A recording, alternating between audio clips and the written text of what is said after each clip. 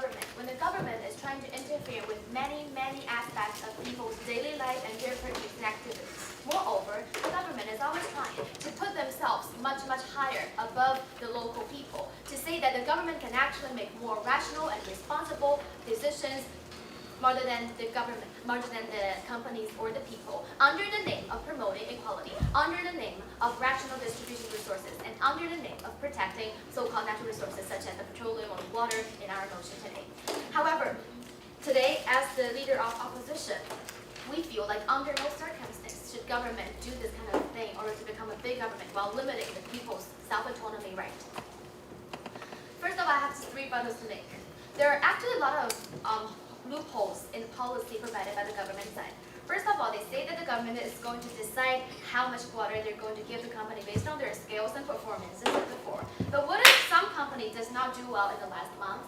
What if they met some internal and domestic crisis inside of the company, didn't do well? Does it mean that they cannot get enough water in the next month? Does it mean that they have to wait for their bankruptcy just because their current performance and skills is not enough? This evaluation system does not work at all.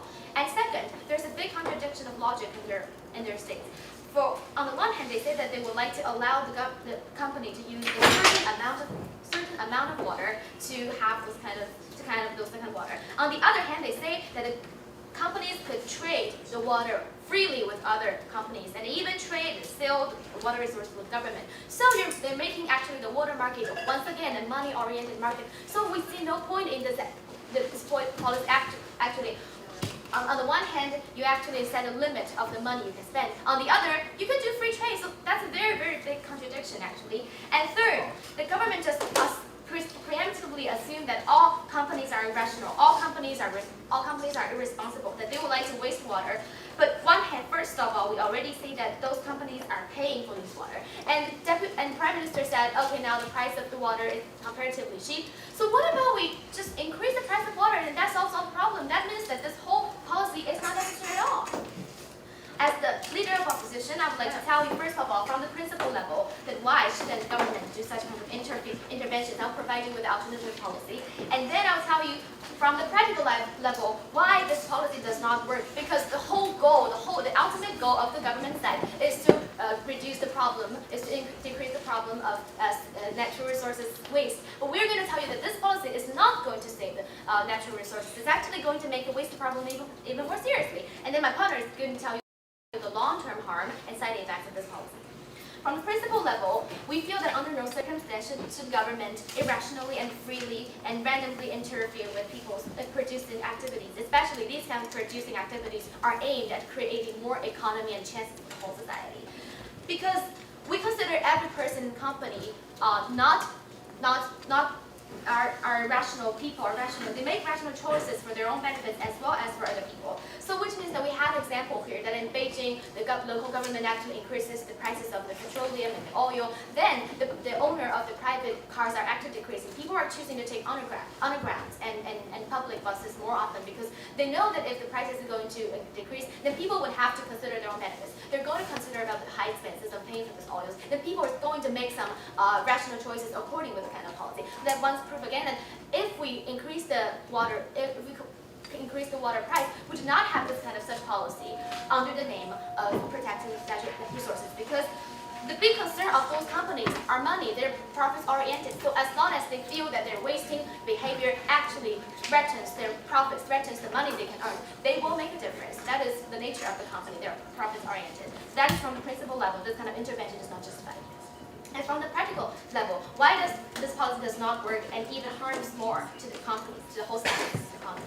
Let's see different stages of this kind of policy. First, the companies have to do bargaining job with the government to say how much water I need, how much water I want. But we feel that the main goal of the companies are producing products, are gaining profits, are increasing the economy of the whole society, but it's not dealing with too much relations with the government, which means that by having too much time spent with the relations of the government, they're actually wasting very precious time on innovation, on technology, on producing useful products for the whole society. So which means that this kind of bargaining time is really detrimental for the company as a whole. And also in this bargaining period, some problems such as corruption is going to happen because they feel that their fate is not decided by the staff of the company. It's not decided by themselves, but rather decided by the random choices made by the officers and the governors of society. So that is why this problem is going to occur, and my partner will go into explain to you more. So this is the problem happening during the bargaining period.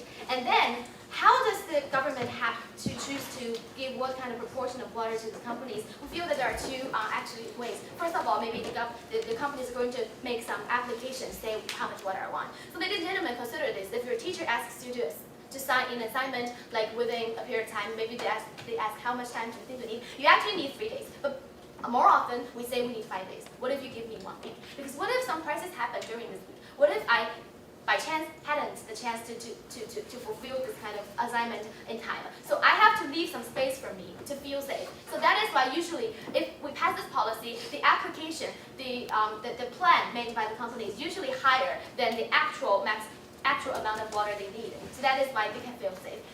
Because they know that if they violate the maximum amount of water, they're going to be punished or something. So they have to make themselves feel safe. So actually they need like 10 gallons of water, but they would say like we want to have 15 gallons of water. And that is how this kind of waste problem is going to harm even more because of this kind of psychology of the decision makers of the companies. They need to feel safe. They need to make themselves a backup plan.